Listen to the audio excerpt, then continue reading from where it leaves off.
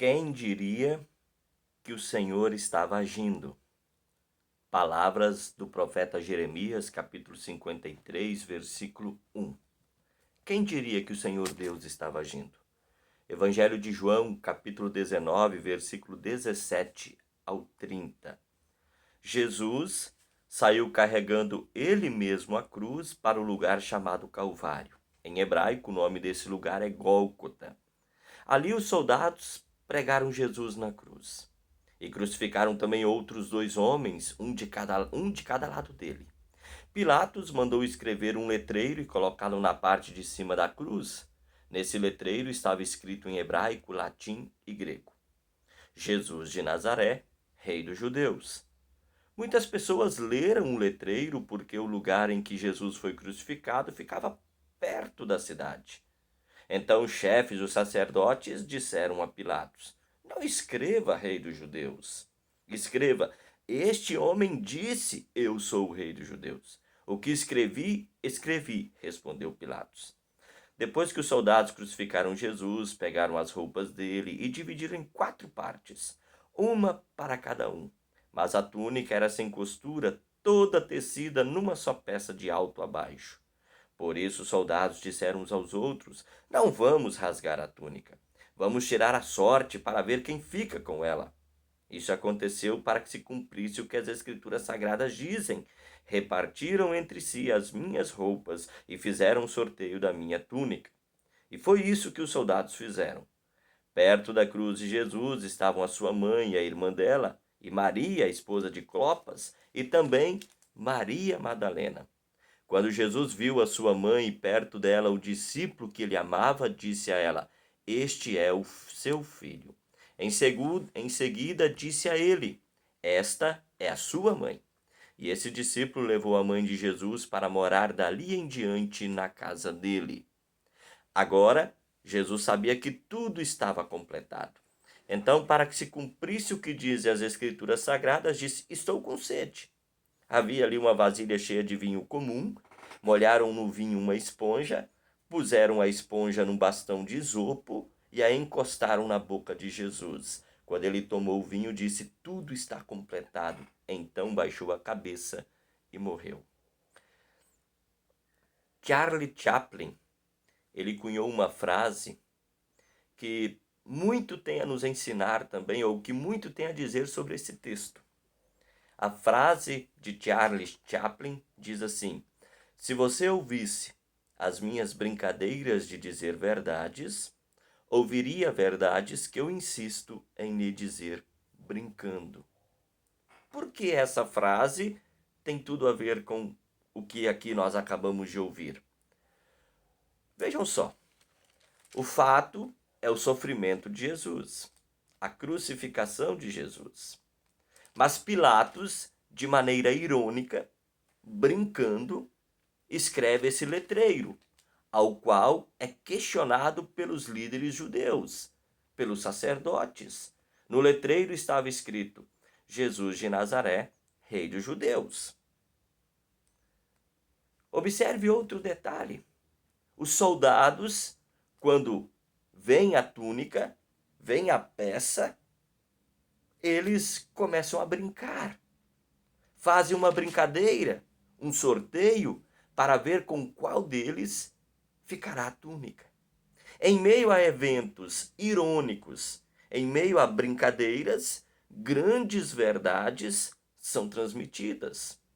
Grandes verdades nos são ditas.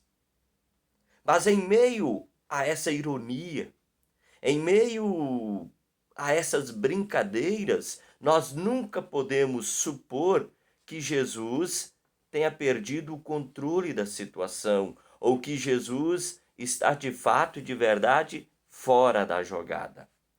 O evangelista João, aqui no capítulo 19, em todo o evangelho, mas no capítulo 19, versículo 17 a 30, que nós estamos refletindo neste momento, ele tem por objetivo de mostrar que Deus tem todo o controle. Jesus tem todo o controle da situação. Jesus tem todo o controle do evento, por pior que seja, está acontecendo. Jesus aqui, ele está completando a obra de Deus. A obra de Deus iniciada com a promessa feita lá em Gênesis, capítulo 3, versículo 15. Promessa feita para Adão e para Eva.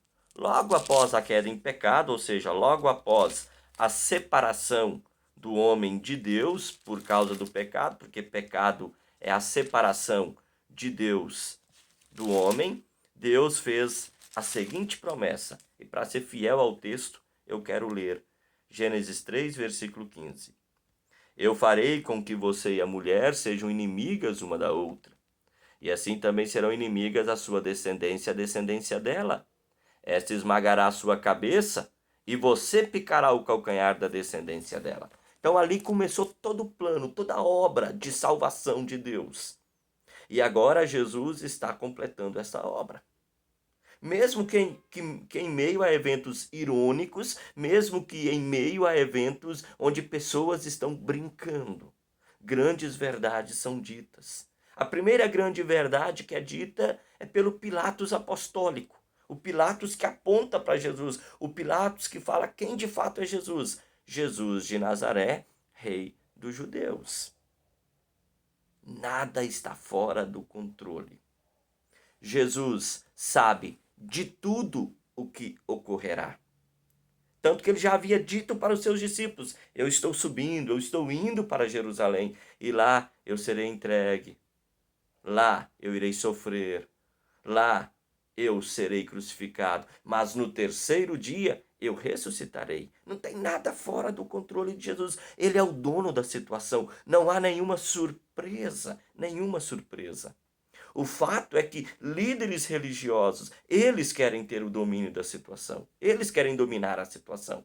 Tanto que eles procuram Pilatos. Olha, não escreva Jesus de Nazaré, rei dos judeus, mas escreva: este homem disse, eu sou o rei dos judeus. O que escrevi, escrito está. Resposta de Pilatos.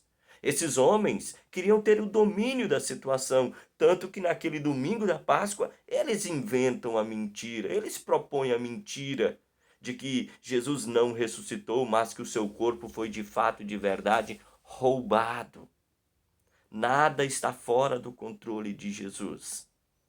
Tudo que foi prometido por Deus, nos 39 livros do Antigo Testamento, tudo que foi prometido, agora estava sendo cumprido. Até mesmo o fato de Jesus ter sentido sede não está fora do controle. Não está fora do controle. Diz ali o versículo 28, agora Jesus sabia que tudo estava completado. Mas olha o detalhe.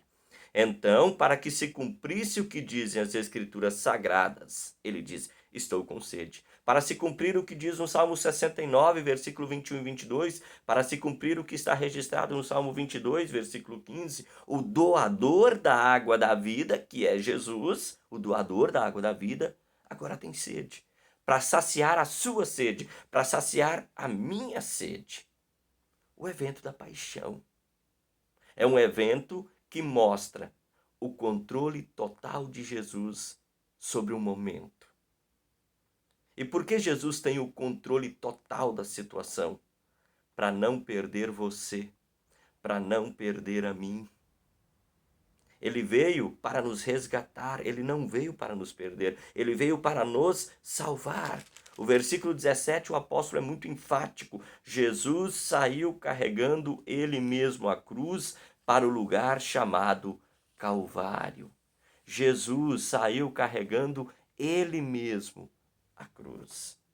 Em meio às brincadeiras humanas, em meio a ironias humanas, Jesus tem o controle da situação e sabe que, em meio a esses eventos, tudo estava sendo completado, tudo estava sendo concluído.